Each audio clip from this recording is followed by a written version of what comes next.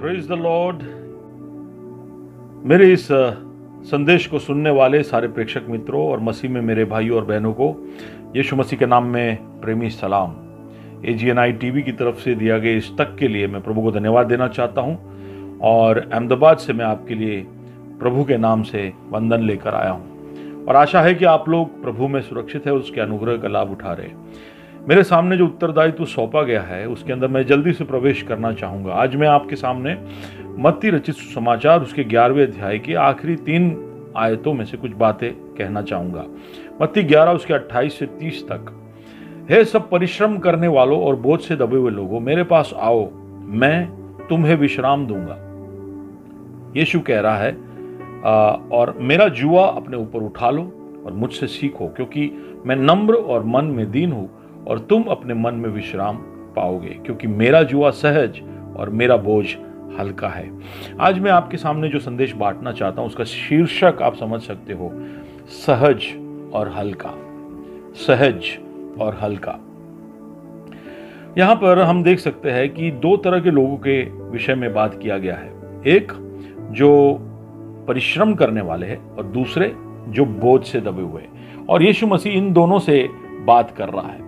अब इन दोनों विभागों के लोगों के बारे में मैं थोड़ी सी बातें आपके सामने रखना चाहूंगा। सबसे पहले हम देखते हैं परिश्रम करने वाले लोग। अब परिश्रम करने वाले लोग ऐसा लिखा है, लेकिन मैं समझता हूं कि वहां पर जो मतलब से लिखा गया है और उसके बाद की आयतों को जब पढ़ते हैं तो हमको समझ में आता है कि जो परिश्रम कर कर थके हुए हैं उनसे वहां पर बातें हो रही है। सिर्फ परिश्रम करने वाले नहीं, जो परिश्रम कर कर थके हुए हैं और इस तरह थकावट वो महसूस उन बातों के लिए कर रहे हैं जिसमें से वो गुजर चुके हैं, यानी उनके भूतकाल में जो बातें हुई और जिसकी वजह से आज के दिन में वो थकावट महसूस कर रहे हैं। अब ये थकावट शारीरिक कड़ी मेहनत की वजह से हो सकता है, या सही मात्रा में भोजन ना मिलने की वजह से, या जैसे इस कोविड के समय में हुआ, कई सारे लोगों को भोजन प्राप्त ही नहीं हुआ।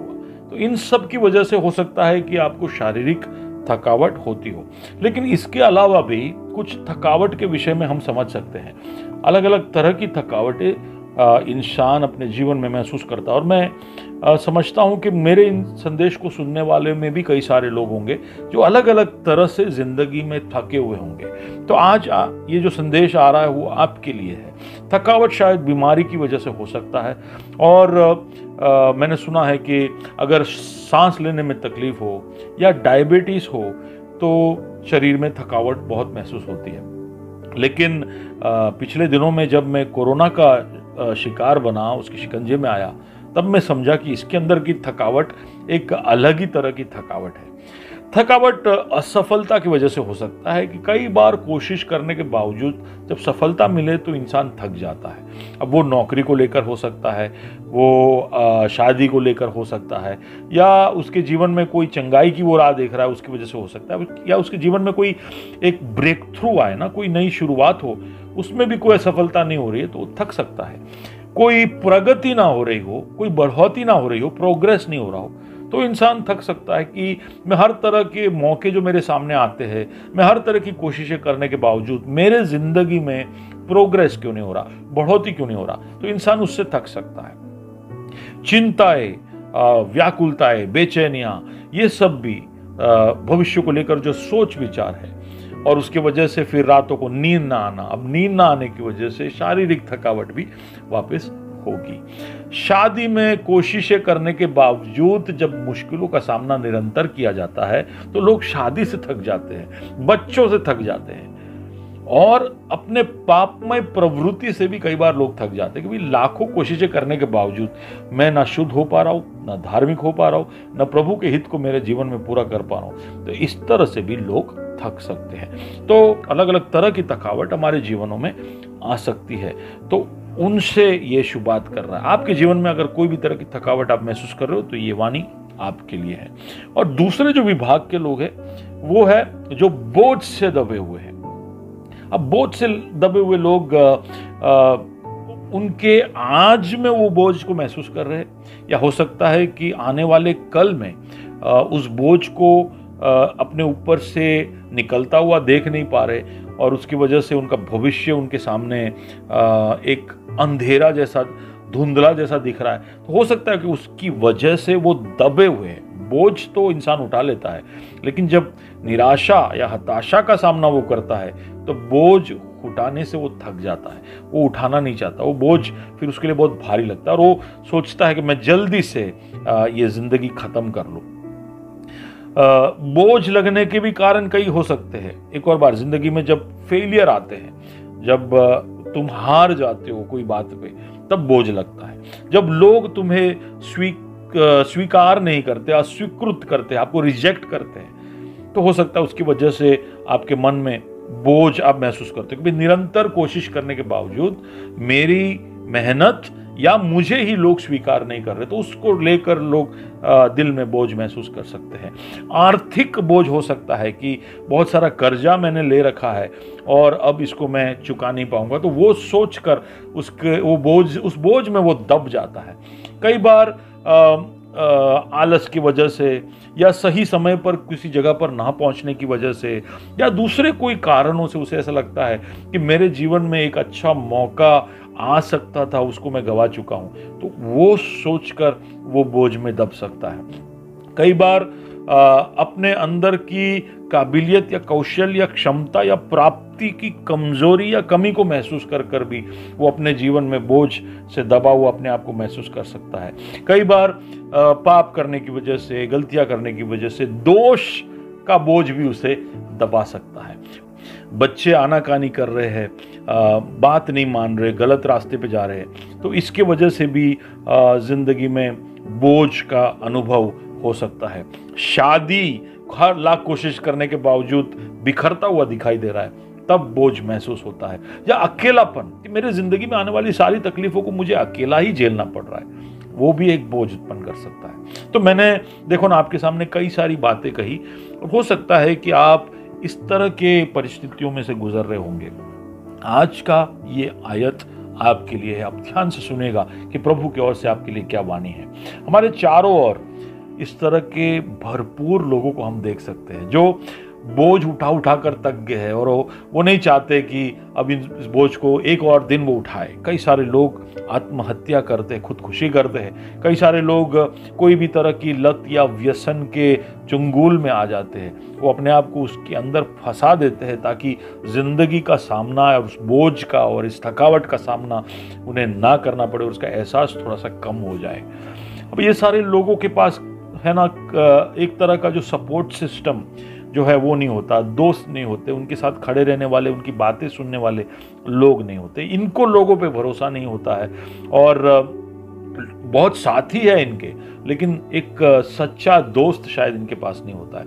हो सकता है कि भविष्य को लेकर इनकी जो समझ है उसमें भी एक कमी है और उसकी वजह से भविष्य की ओर जब वो देखते हैं तो निराशा ही निराशा दिखता है, या तो उनका ऐसा कोई विश्वास नहीं है कि उन्हें बचाने वाला एक परमेश्वर है जो उनके उस परिस्थिति को देखता है, उनकी चिंता करता है और उनको बचाएगा। तो इस तरह से भी वो बिल्कुल अपने आप को अकेला महसूस करते हैं और इस तरह के लोग बहुत है हमारे चारों ओर। भारत के अंदर कहते हैं जो नेशनल क्राइम रिसर्च ब्यूरो कहता है कि एक दिन में 250 जवान लोग खुदकुशी करते हैं। अब 250 इतने बड़े देश में बड़ी मात्रा नहीं होगी, लेकिन आप सोच के देखिए कि एक लग्जरी बस में अगर 50 लोग चढ़ते हैं तो 250 लोग यानी 5 लग्जरी बस हुए।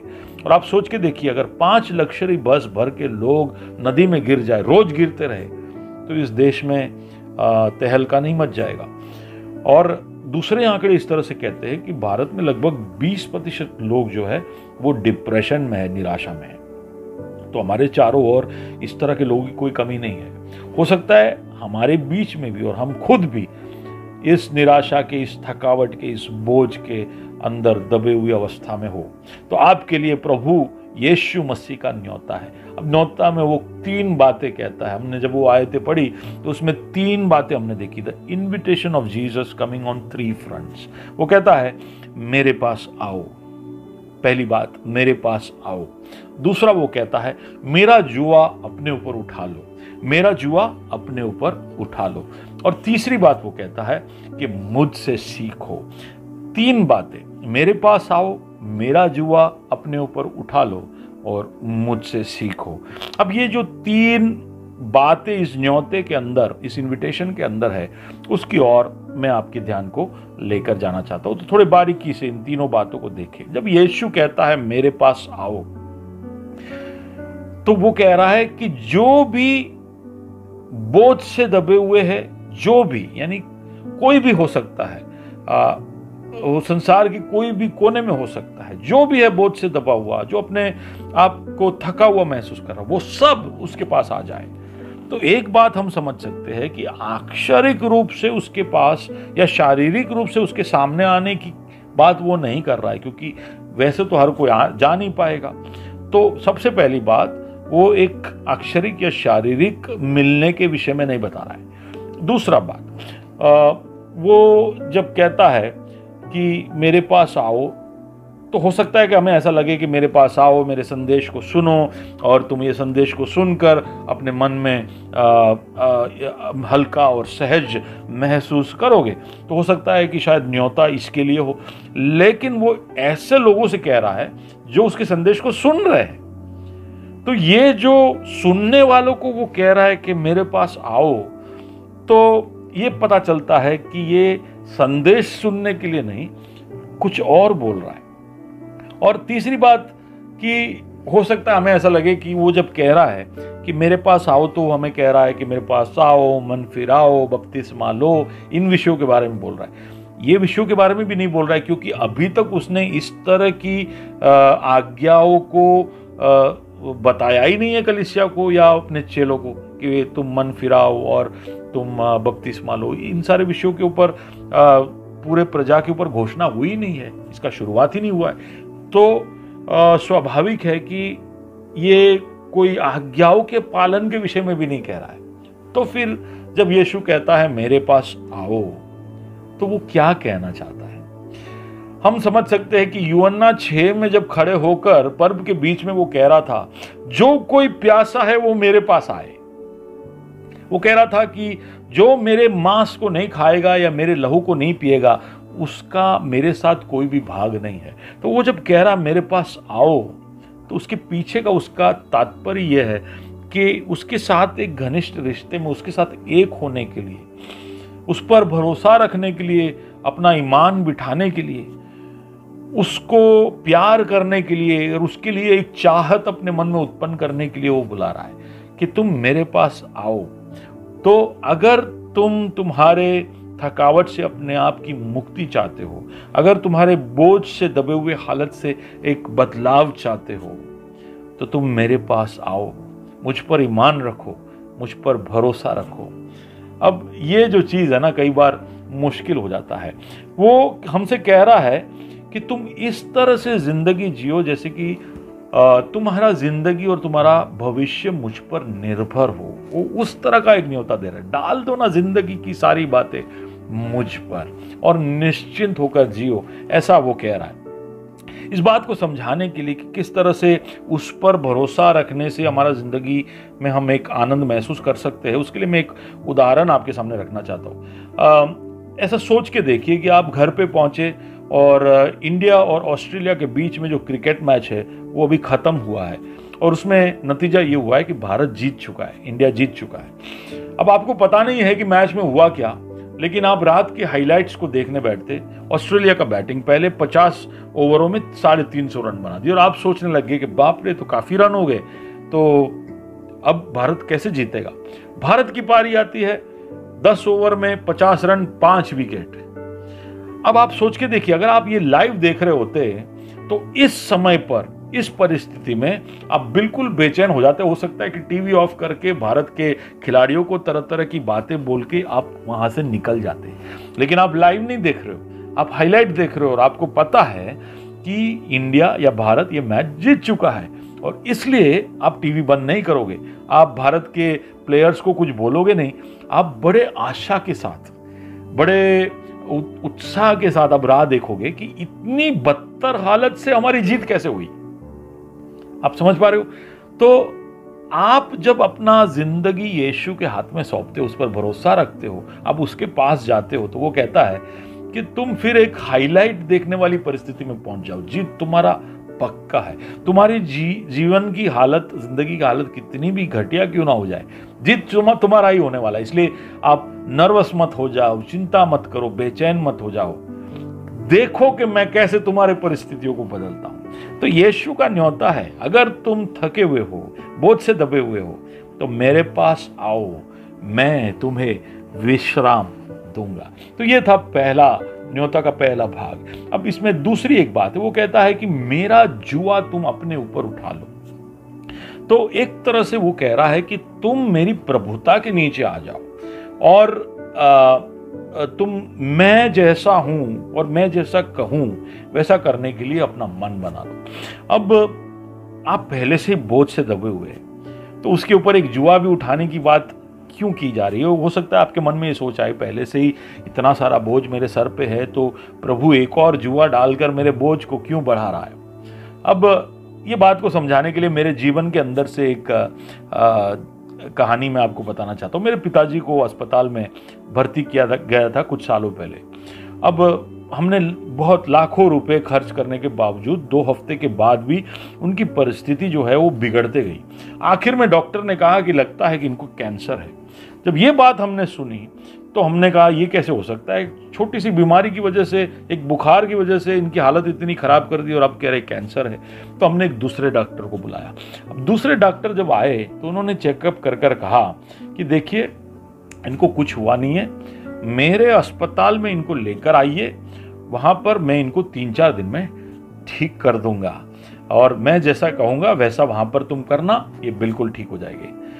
ये बिल्कुल हमारे कान में ऐसे सुनाई दिया जैसे कि मेरे पास आओ, मेरा जुआ उठा लो, मैं तुम्हें आराम दूंगा।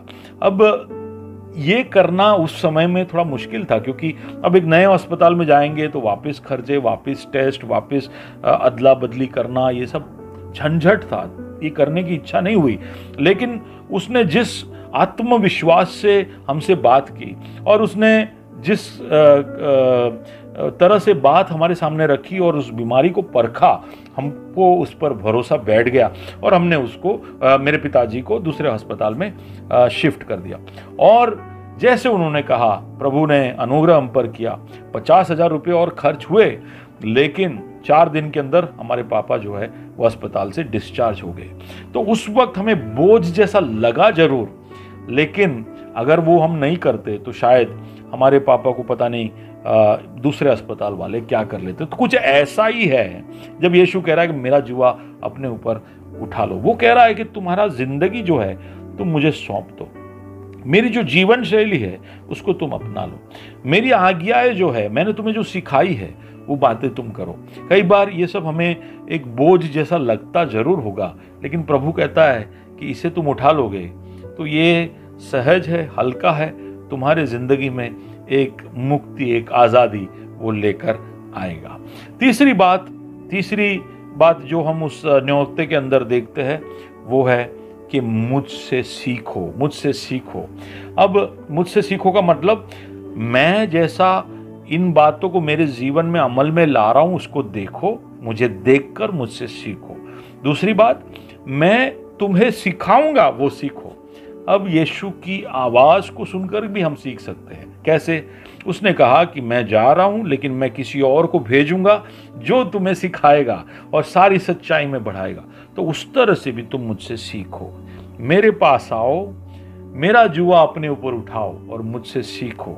जब तुम ये करोगे, अगर तुम थके हुए हो और बोझ से दबे हुए हो, तो तुम्हें मैं विश्राम दूंगा। अगर हम हमारे जीवन में जो भी भारीपन है उसमें से एक मुक्ति चाहते, एक आज़ादी चाहते हैं, तो यीशु मसीह के इस बात के ऊपर हमें इत्मीनान करना पड़ेगा।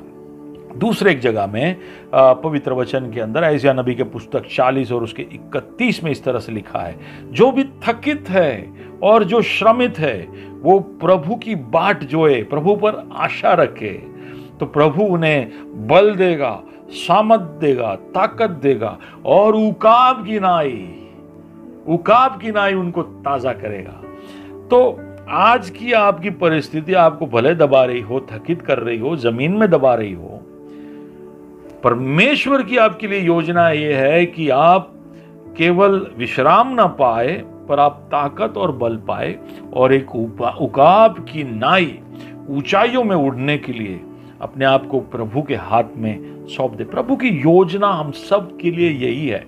हमारे जीवन में जो भी बातें होती है वो आंधी के समान हमारे सामने आए तो उकाब के समान हम उनका सामना करते हुए ऊंचाइयों की तरफ जाए, ये है प्रभु की योजना।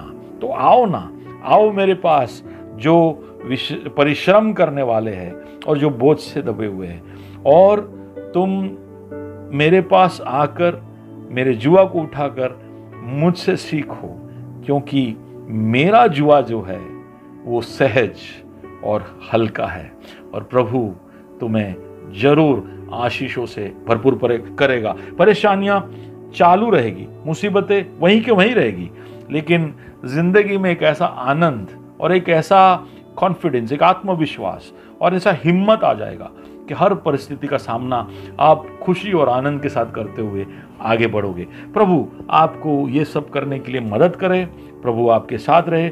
आइए एक छोटी सी दुआ करते। प्रभु जी, इस संदेश के लिए धन्यवाद।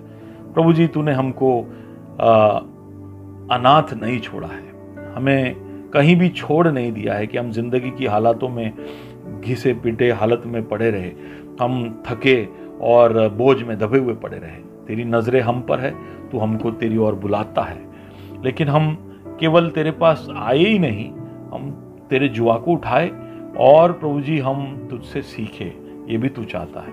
एक घनिष्ठ रिश्ता तू चाहता है, उसमें एक अनुशासन तू चाहता है, और प्रभु जी तू चाहता है कि हम तेरा अनुकरण करें, तेरा नकल करें। ये सब बातों को और उनकी गहराइयों को समझने और इनको जीवन में अनुभव में लाने के लिए मुझे और मेरे सुनने वाले सबकी तू मदद करना, हमारे जीवनों के द्वारा महिमा तू प्राप्त करना। यीशु मसीह के नाम से मांगते हैं, आमीन। प्रभु आप सबको आशीष दे।